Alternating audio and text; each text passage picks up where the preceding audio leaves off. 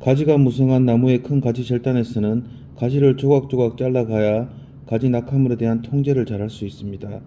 이때에는 가지가 쓰러질 때 지면을 때린 후에 내 방향으로 가지가 튈 수 있다는 점도 주의해야 합니다. 절단 시에 추락하는 가지가 나를 위협하지 않는다고 판단되면 긴 가지는 3단 절단을 합니다. 길게 뻗어간 가지는 줄기에 붙어있는 가지 밑동이 외곽 가지의 큰 무게를 감당해야 합니다. 이 상태에서 사전 조치 없이 바로 사진의 목표 가지 밑동선 3번을 따라 바로 절단하면 절단 도중 외곽 가지의 무게를 더 이상 버티지 못하고 가지가 부러지면서 줄기 껍질도 같이 찢어지는 참상을 입게 됩니다. 이 참상을 방지하려면 앞에서 설명한 대로 우선 해당 가지의 외곽을 잘라서 가지 무게를 미리 줄여준 후에 사진에서 표시한 번호 1, 2, 3 순서로 3단 절단을 합니다. 3단 절단을 하지 않았을 때 줄기 껍질이 찢어지는 현상입니다. 사진은 톱으로 절단 도중 가지가 찢어진 참상을 보여줍니다. 가지는 찢어질 때 질긴 나무 결은 잘 안 끊어지고 결을 따라 갈라지게 됩니다. 그래서 하부 줄기의 껍질이 손상되기 쉽습니다. 빨간면 절단 시에는 가지 무게를 버텼는데 절단이 더 진행되면서 남은 미절단 부분이 줄어들어 외곽 무거운 가지 무게를 지탱하지 못하니 가지가 중도에 추락하면서 줄기 껍질 부분까지 찢어졌습니다. 나무는 원래 결 방향으로 비교적 쉽게 찢어지니 결을 따라 가는 방향으로 찢어지면서 가지뿐 아니라 줄기 껍질도 심한 상처를 입게 됩니다. 위 사진은 가지 절단 도중에 가지가 결 방향으로 길게 찢어지면서 가지 밑에 줄기에 큰 상처를 남긴 것을 보여줍니다. 가지야 어차피 버리는 것이니 결을 따라 찢어져도 무방하나 줄기는 다치지 않고 건강해야 절단 상처를 치료할 수 있는데 줄기마저 상처를 입고 말았습니다. 줄기가 크게 상처를 입으면 이 나무는 더 이상 건강하기 힘듭니다. 도에서 1번 절단이 하부의 보험용 절단입니다. 1번 절단면을 하부에 미리 만들어 놓으면 설령 2번 절단을 할 때 가지가 밑을 향해 추락하며 껍질 등이 찢어져도 바로 1번 절단면을 만나게 되어 더 이상 찢어질 수가 없게 됩니다.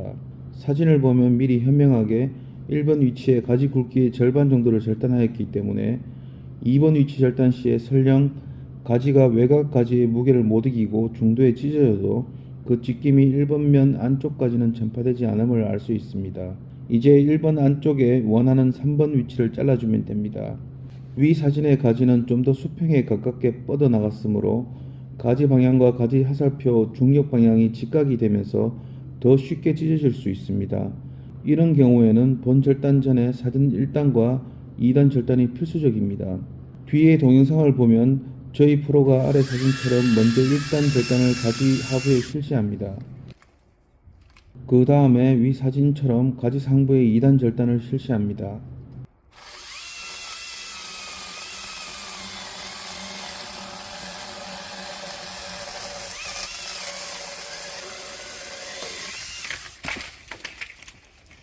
사진을 보면 2단 절단 시에 가지가 도중에 추락했지만 미리 1단 절단을 그 하부에 해놓았기 때문에 나무 껍질 등이 쪼개지는 현상이 1단면 하부로는 진행되지 않았다는 것을 알 수 있습니다. 이제 가지 외곽 무게가 줄어들었으니 줄기 찢어짐 걱정 없이 마지막 3번 절단을 정위치에 해야 합니다.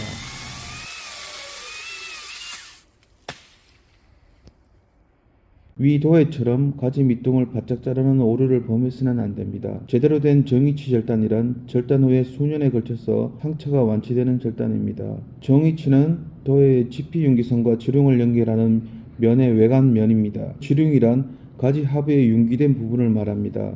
이곳은 가지에서 내려온 체관뿐 아니라 주 줄기에서 내려온 체관이 서로 공존하여 볼록해진 곳입니다.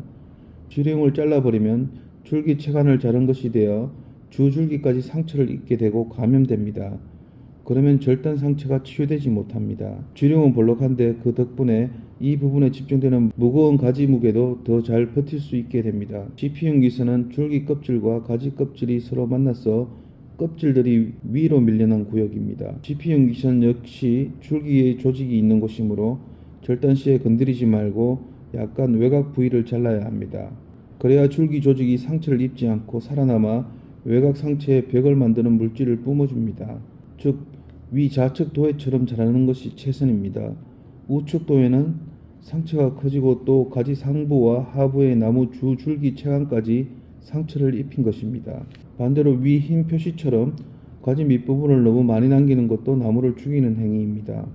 이렇게 자르면 절단면이 나무 줄줄기 껍질 근처에 있는 채관과 거리가 너무 멀어져 채관으로부터 상처 부위를 격리시키는 벽을 만드는 물질이 도달할 수 없습니다. 가지가 심하게 찢어지거나 최종 3단 절단 위치를 잘못 선정하면 그 하부 줄기가 죽어 썩어가면서 껍질 표면에 버섯 등이 자라기 시작합니다. 사진에 흰색으로 표시된 부분에 버섯들이 보입니다. 버섯이 자란다는 것은 나무의 해당 부위가 죽었다는 증거입니다.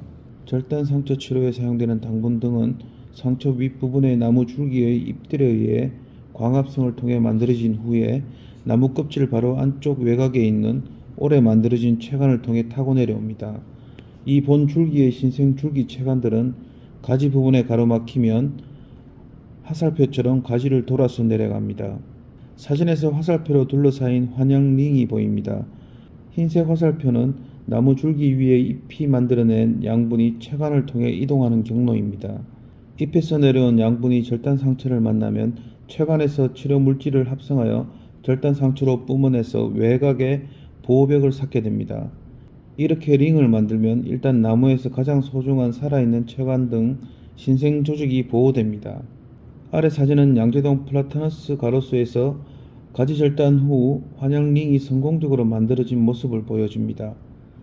절단 후 약 2~3년에 걸쳐 위에 있는 새 잎들이 만들어낸 양분이 위에서 밑으로 내려오는 채관을 따라 이동하여 성공적으로 환영링을 만들어낸 모습입니다.